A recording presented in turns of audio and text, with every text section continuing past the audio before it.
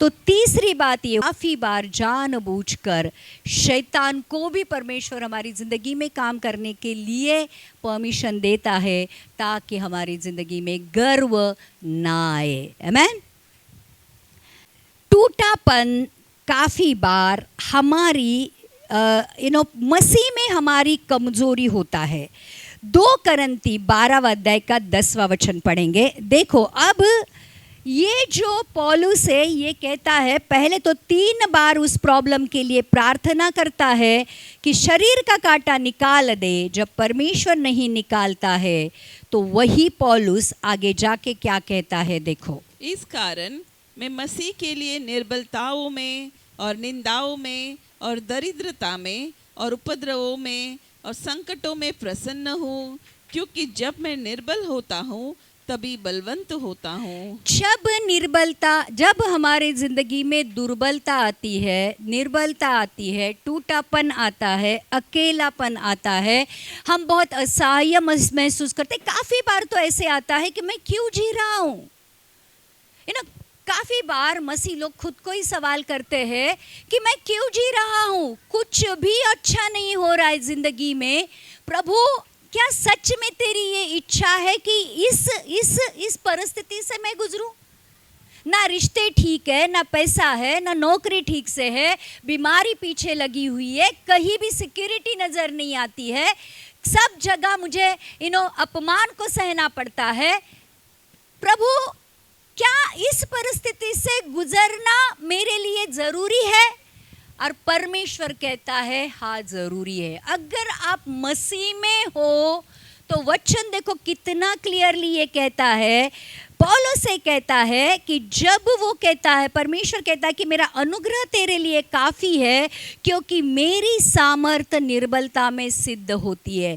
जब आप निर्बल होते हो, दुर्बल होते हो, तभी तो जाकर परमेश्वर उसकी सामर्थ्य के द्वारा वो परमेश्वर आपके जिंदगी में है ये सिद्ध करता है। आमेन। इसलिए प्रियो, वचन ये कहता है कि इस कारण मैं मसीह के लिए, किसके लिए? खुद के लिए नहीं और किसी के लिए नहीं, इसी कारण मैं मसीह के लिए निर्बलताओं में, क्या कहता है वो? निर्बलता में, मैं निर्बल हूँ, दुर्बल हूँ, मैं कुछ नहीं कर सकता हूँ, निर्बलताओं में, निंदाओं में। काफी बार लोग कहते हैं इतना मसीह के पीछे चल रहा है तो क्या तेरी जिंदगी में फर्क है? क्या मसीह ने तुझे दिया? सबसे बड़ी बात पर लोग पूछते क्या दिया तुझे मसीह ने?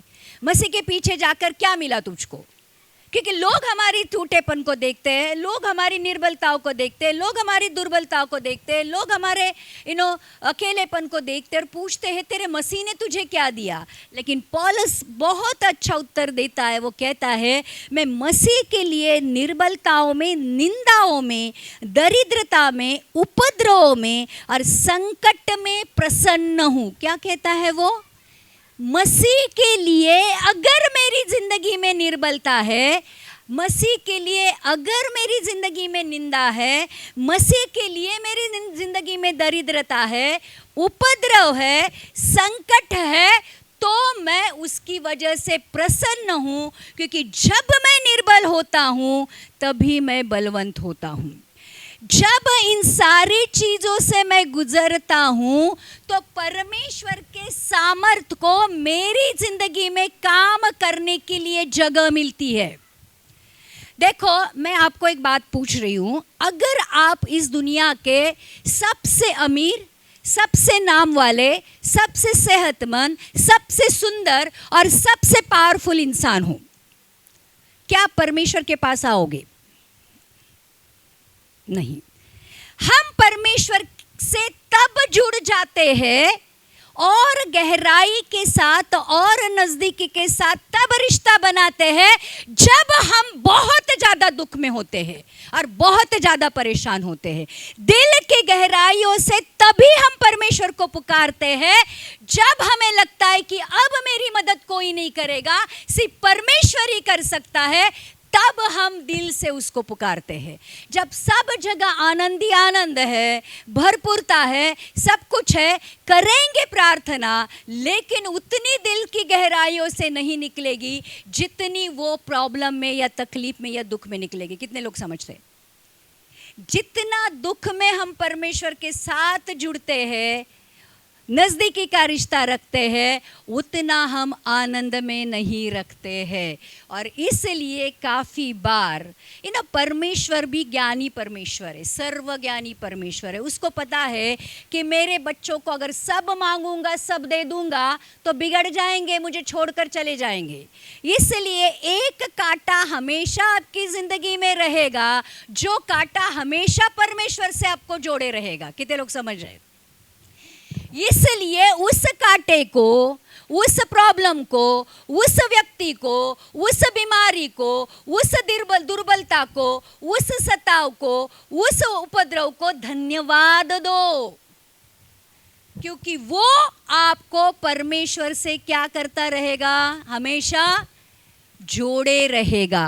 और इसलिए कहता है प्रभु निर्बलता दे, दुर्बलता दे, उपद्रव दे, सताव दे, जो कुछ भी तुझे देना है मैं उसमें खुश हूँ। क्या है वो? कहता है मैं प्रसन्न हूँ, क्योंकि जब मैं दुर्बल होता हूँ तब मैं सबल होता हूँ, क्योंकि परमेश्वर की सामर्थ मुझ में काम करती है।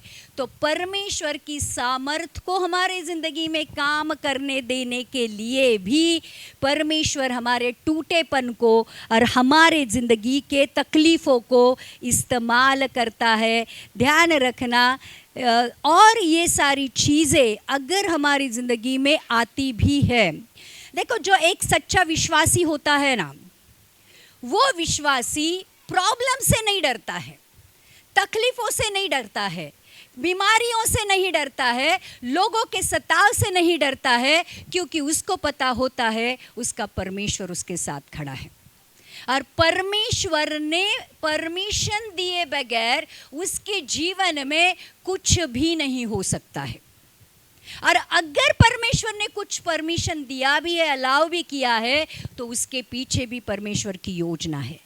आमीन। कितने लोग समझ रहे हैं? इसलिए अगर हमारी ज़िंदगी में प्रॉब्लम है तो निराश मत होना, अपनी आशा को नहीं खोना। उस परिस्थिति में भी आपका परमेश्वर आपके साथ है। आमीन।